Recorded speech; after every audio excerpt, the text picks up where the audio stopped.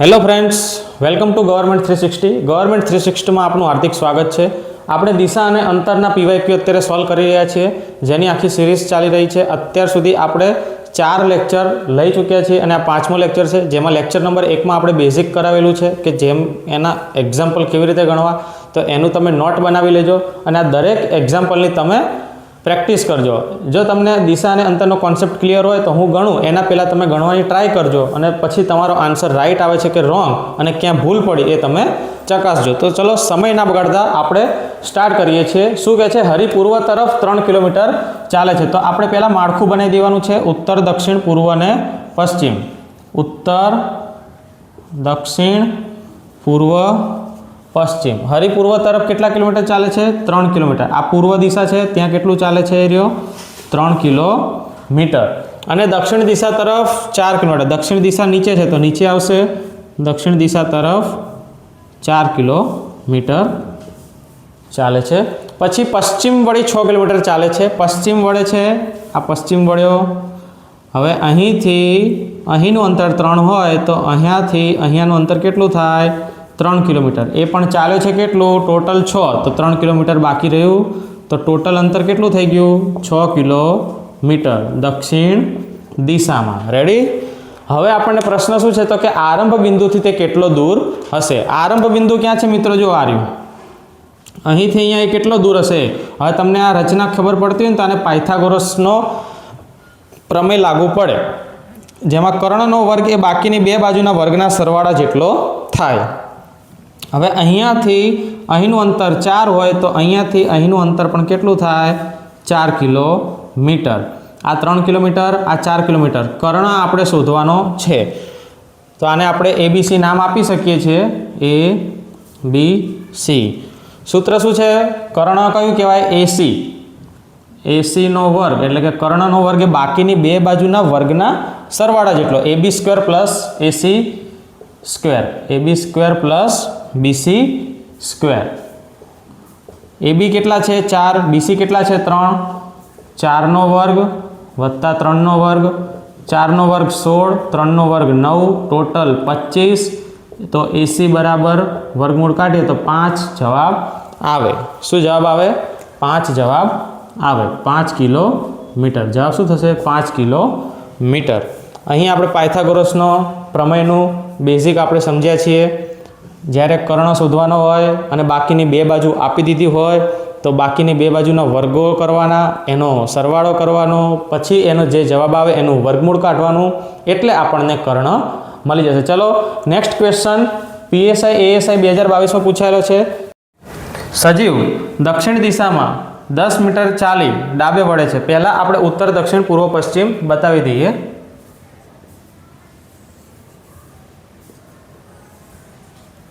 આ છે ઉત્તર, આ છે દક્ષિણ, આ છે પૂર્વ, આ છે પશ્ચિમ. દક્ષિણ દિશામાં કેટલું ચાલે છે? 10 મીટર. આ 10 મીટર ચાલ્યો. ડાબે વળી અહીંથી ડાબું કયું થાય?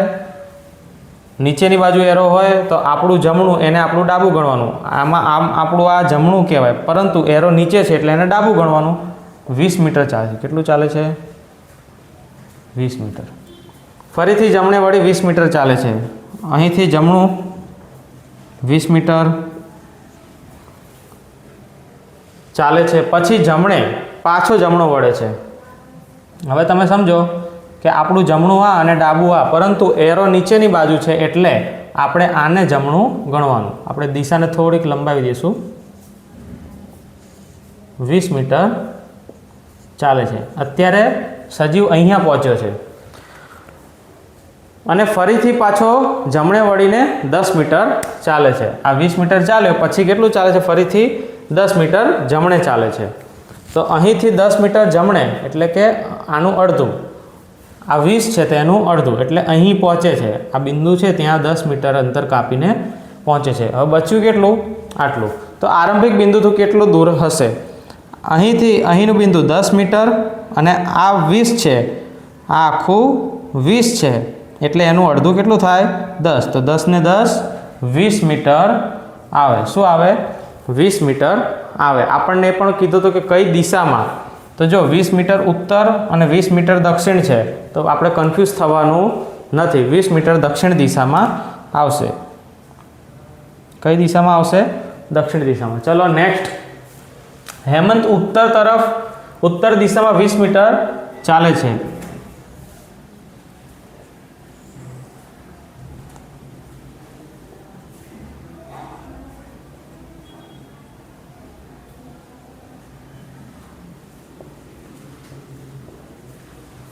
હેમંત ઉત્તર તરફ 20 મીટર ચાલે છે, એટલે આ ઉત્તર તરફ કેટલું ચાલ્યો? હેમંત 20 મીટર ચાલ્યો. પછી પોતાની જમણી તરફ, એટલે કે આ જમણી બાજુ, આ કાળો ભાગ હોય હાથનો એ જમણી બાજુ, જમણી તરફ કેટલું ચાલે છે? 30 મીટર ચાલે છે. ત્યારબાદ ફરીથી પોતાની જમણી બાજુ કેટલું ચાલે છે? 35. એટલે કે અહીંથી અહીંનું અંતર 20, તો અહીંથી અહીંનું અંતર 20, એને ટોટલ ચાલ્યો છે 35, તો વધ્યું કેટલું? 15. તો આ 20 અને આ 15, તો ટોટલ કેટલું ચાલ્યો? 35 મીટર. બરાબર છે. પછી ડાબે વળે છે. ક્યાં વળે છે? ડાબે વળે છે અને 15 મીટર ચાલે છે. પછી તે ડાબે વળીને કેટલું ચાલે છે? 15 મીટર. આ બાજુ વળે છે અને 15 મીટર ચાલે છે. છેવટે ફરીથી ડાબે વળે છે. અહીંથી ક્યાં વળે છે? પાછો ડાબે. અને કેટલું ચાલે છે? 15 મીટર. આ પણ 15 અને અહીંથી અહીંયા પહોંચે છે અને પાછું કેટલું ચાલે છે? 15. એટલે છે ને આપણે આ દિશાને લાંબી કરીએ તો અહીંયા પૂર્વ દિશામાં આવી ગયો અને 15 મીટર અત્યારે હાલ અહીંયા પહોંચ્યો છે. કોણ? હેમંત. તો મૂળ સ્થાનથી કઈ દિશામાં કેટલો દૂર હશે? હવે તમે સમજો એનું મૂળ સ્થાન ક્યાં છે? અહીં. અને પહોંચ્યો છે ક્યાં? અહીંયા.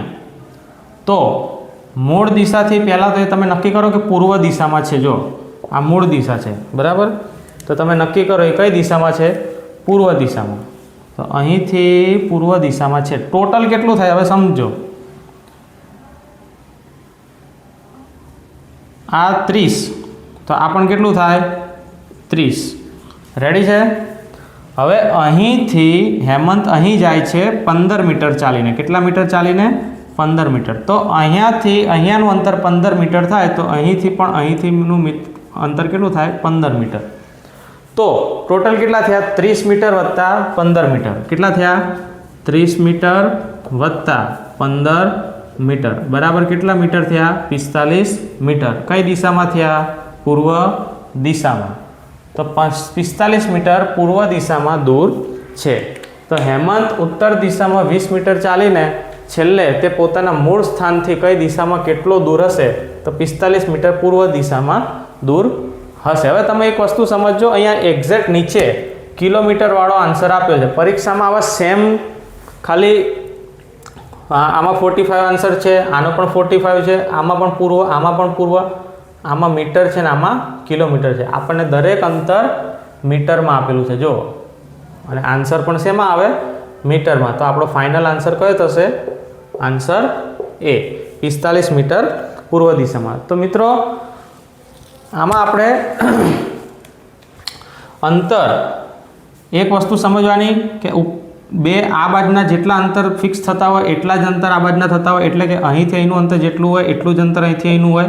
એક કોન્સેપ્ટ આપણે મગજમાં ક્લિયર રાખવો પડશે. જો એ ક્લિયર હશે તો જ તમને ખ્યાલ આવશે કે આ 15 છે. નકર એવું ક્યાંય એક્ઝામ્પલમાં આપ્યું નથી કે અહીંથી અહીંનું અંતર 15 છે, પરંતુ આપણે જ્યારે માળખું બનાવ્યું ત્યારે અહીંયાથી અહીંનું અંતર 15 થયું એટલે આ 15 બતાવ્યું છે. તો આ 15 ને આ 30 એટલે 45 થાય. આવા નાના નાના કોન્સેપ્ટ આપણે મગજમાં ક્લિયર રાખીએ તો એક્ઝામ્પલ સોલ્વ કરવામાં સરળતા રહે. તો ગવર્મેન્ટ 360 સાથે બન્યા રહો અને તમારા મિત્ર વર્તુળ મંડળમાં શેર કરજો. અને જો વિડીયો ગમતા હોય તો લાઇક, શેર એન્ડ સબસ્ક્રાઈબ કરજો. જય હિન્દ.